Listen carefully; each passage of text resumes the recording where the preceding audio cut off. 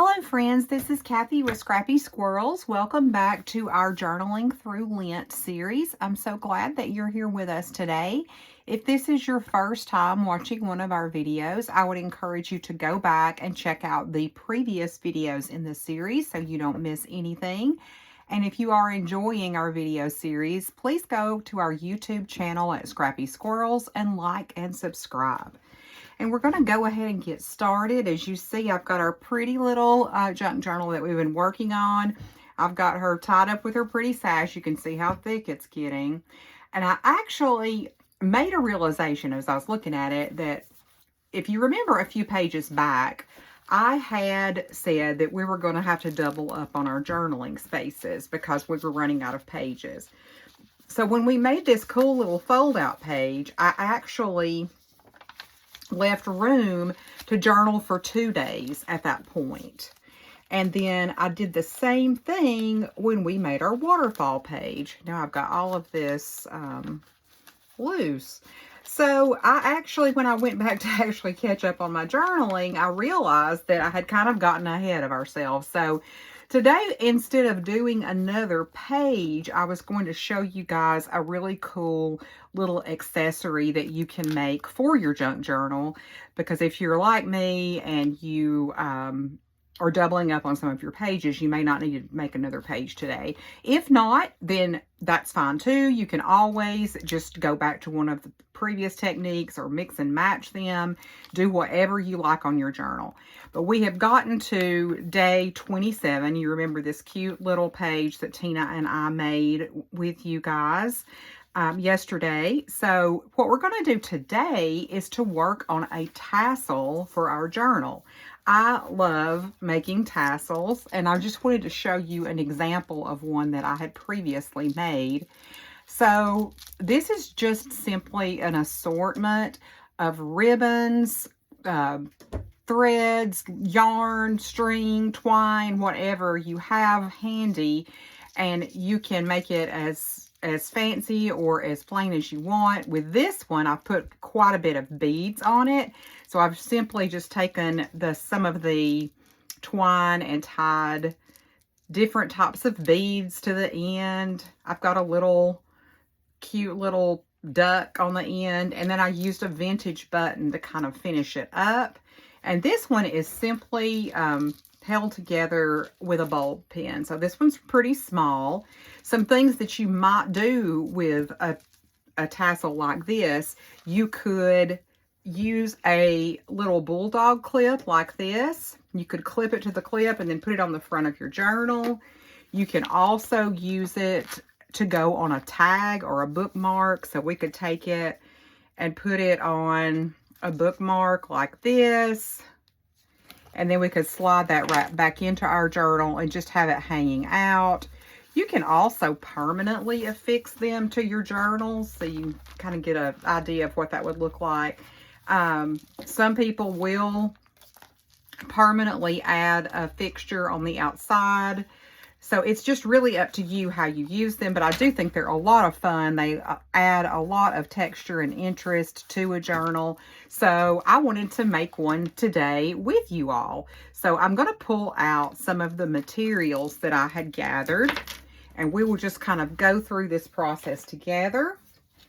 So for this one, I wanted it to really kind of match the vibe of our Easter or Lent journal. So I've pretty much selected ribbons, fibers, laces, things that are pastel and more of that shabby chic look. So I've got a pile of different ribbons and laces here. Now for this one, I wanted to do something a little different. So I do have this little clip that I'm going to be using, and I got these on clearance. I think they were like $4 for a couple of dollars, but it does have a little bit more room. So we've got this little clippy end where we could attach it, and you could attach it to anything. You don't have to limit yourself to putting it on your journal. You could put it on your backpack or your purse or your car keys. But anyway, this is going to be the part that we attach it to. So everything is going to go through this little ring here.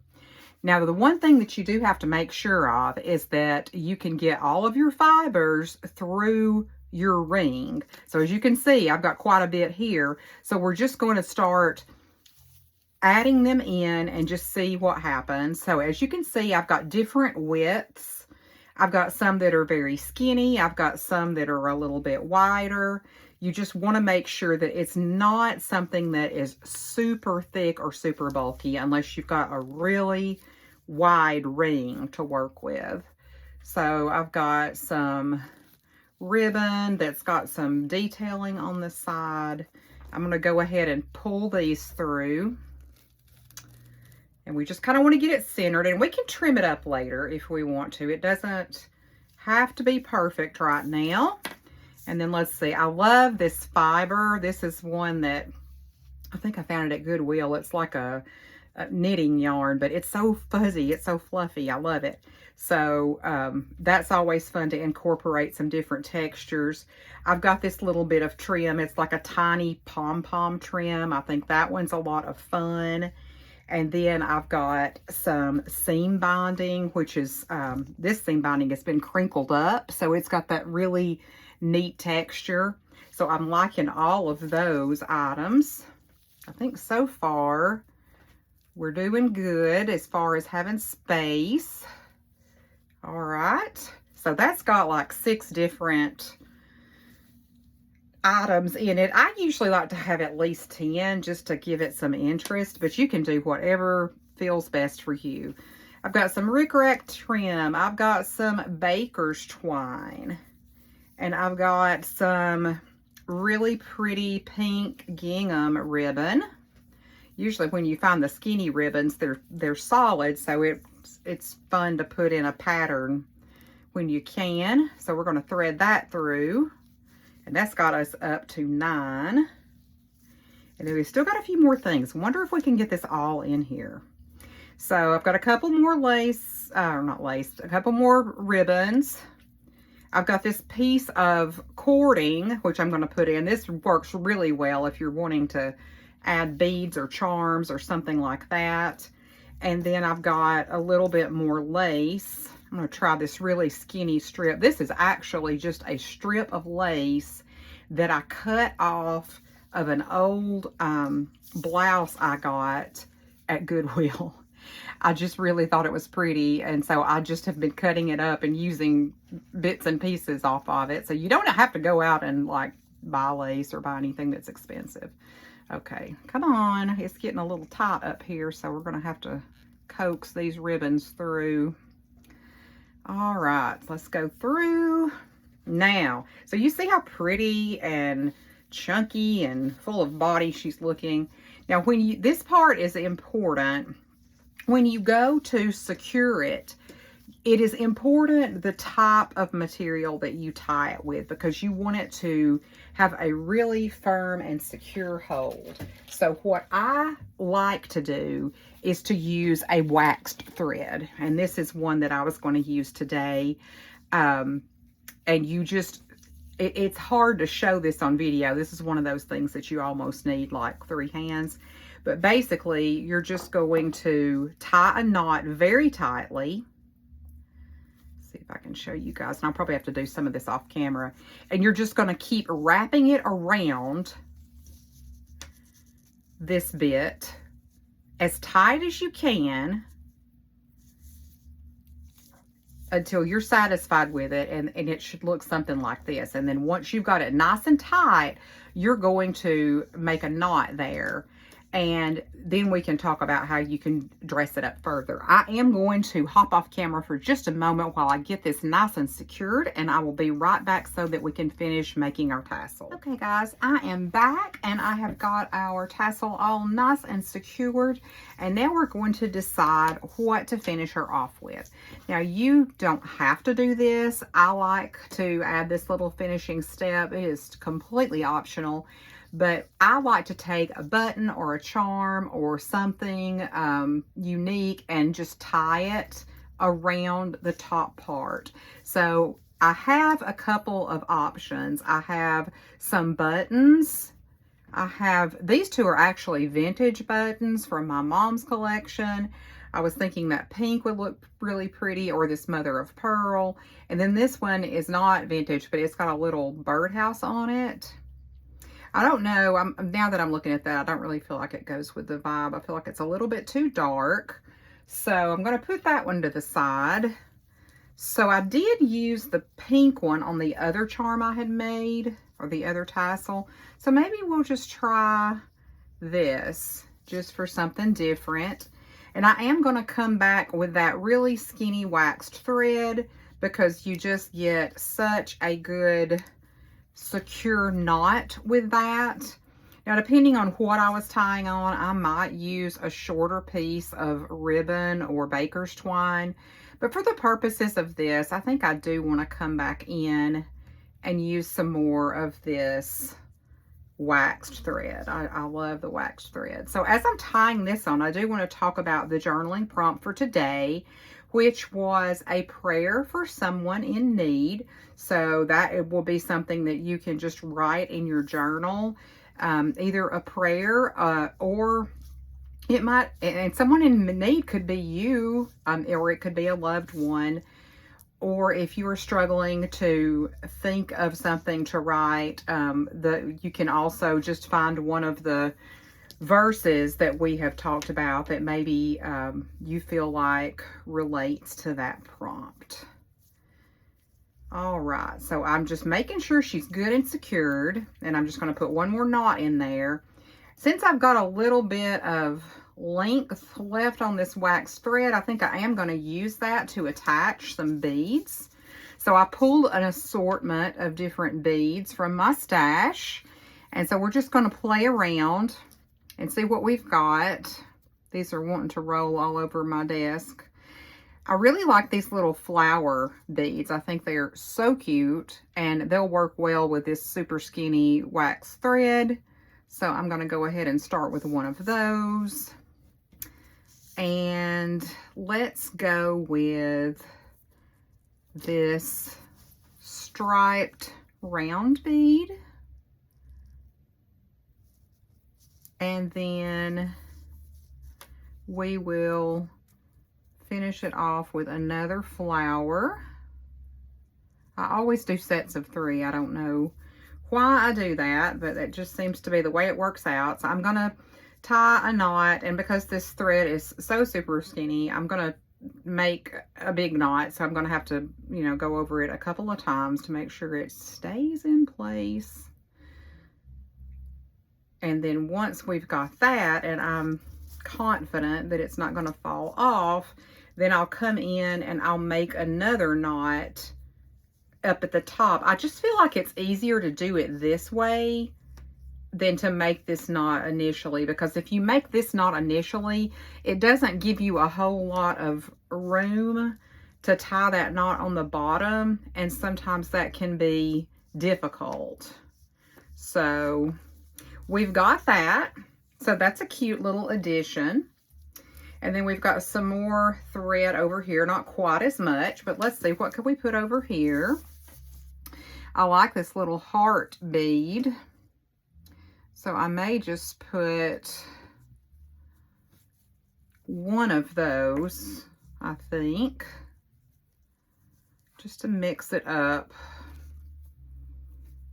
And I won't worry about doing a knot above since we're just working with the one bead here. And some of these other fibers and ribbons and twine are probably skinny enough to put some beads on. So we may add a few more. Whoops, that's not quite, that knot needs to get beefed up a little so that it's not gonna go anywhere. All right, that's much better. All right, before we continue, I will also say that if you can see, the bottom of our tassel is a little scraggly. So again, personal preference. I don't want it to be like perfectly uniform and neat, but I would like it to be a little less scraggly looking at the bottom. So I'm going to trim off some of these long outlier pieces, I guess I'll call them, because I feel like then it looks more full. And I also want to be mindful of the size of this journal. This is a small journal, so I don't want to have a super long tail hanging down. So I'm going to take a little bit more off of it. So let's just do maybe about 1 inch more. And all of these little fragments that I'm creating a mess with, you guys know that I'll be gluing those on my pages because I don't believe in wasting anything when it comes to craft supplies. And you may be concerned about your ribbon fraying if that is something that worries you. This fray check stuff is amazing. You can buy it anywhere that you buy sewing supplies, so that's one option. Another option is just to kind of angle the cut of your ribbon. So if you kind of cut them at an angle like this, they're less likely to fray. I've done both things before. I think I'm just going to angle my ribbons on this one.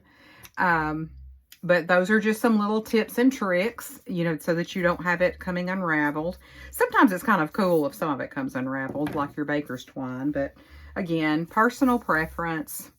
Okay, so I really like how she's looking.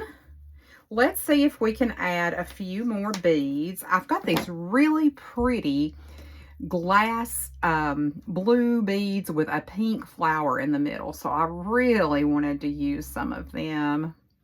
And they're a little tight on this cord, but I think it's going to work. And I have several of those. And then I just have this like disc shaped wooden bead because I just want to kind of break this up a little. I want more than one of those pretty glass beads. I love to mix different like types of beads together, like wood and glass and sparkly and you know, more natural looking materials. I love that eclectic look. Of course, you can do whatever makes you happy for your journal. Now see, this one's not wanting to go through. It's getting a little frayed out, but that's okay. We're going to make it work. Now, if you're really smart, you could probably have threaded this with a needle, but I didn't do that. So where's my little... I had a homemade pokey tool earlier. Homemade pokey tool, aka a paper clip that I have halfway disassembled. But you know what? It's going to work. I bet. I say that and then it won't. I can see it. We're almost there. Well, that maybe it's not going to happen. Okay. So let's try to trim a little bit off. Get a sharper point. Try it again. It's okay. If it doesn't work the first time, we make it work. We make it work here. All right. I hope you all have been having a really great week, and I hope that everyone is safe wherever you are. I know there's been some bad storms in different parts of the country. Thankfully, we have not had any damage here in East Tennessee, but I know that West Tennessee, there have been some bad storms. So I hope you guys are all staying safe. Okay. So once again, going to tie a little knot up at the top. Maybe. That's a little tight. That is a little tight. But that's okay because our journal is chunky, so it's all good. All right, so we've got that. And then we've got the other end of that cord. So let's pop a few beads on that one, and then I think we'll pretty much be finished. Then we'll just have to decide where are we going to put our beautiful charm, or our tassel. I keep calling it a charm. There are some really creative artists on YouTube that make these charms and dangles and tassels, or whatever you'd like to call them, to go on journals. One of them is Thrifty Day. I really love hers. Hers are a little more modern to retro, but she's made some adorable ones from like old, small 80s kids toys. Like, do you guys remember the old little strawberry shortcake dolls? She's made these and attached those to them. She's attached the little, I think they were called like calico critters or something like that. The little bunnies and bears. She's made charms with those, and they're just so stinking cute.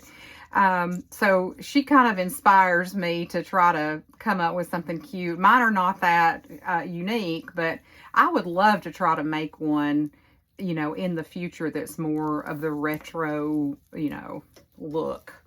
All right, so here we go. I think she's pretty. I think she's beautiful. So now we're going to decide where to put her. And I don't know, my only concern about doing this, guys, is that I'm afraid it's going to rip that paper. So I don't think I'm going to do that. So I think what I might do instead is just use my little bulldog clip. And I'm just going to attach her to the front. Come on. My fingers don't want to work today for some reason.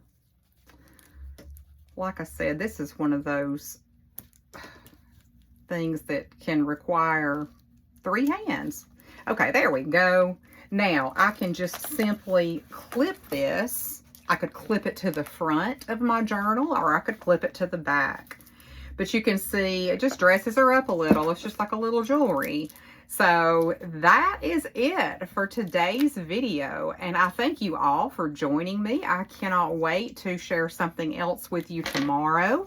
So I hope you'll all come back and join us again, and I hope everyone has a wonderfully crafty day.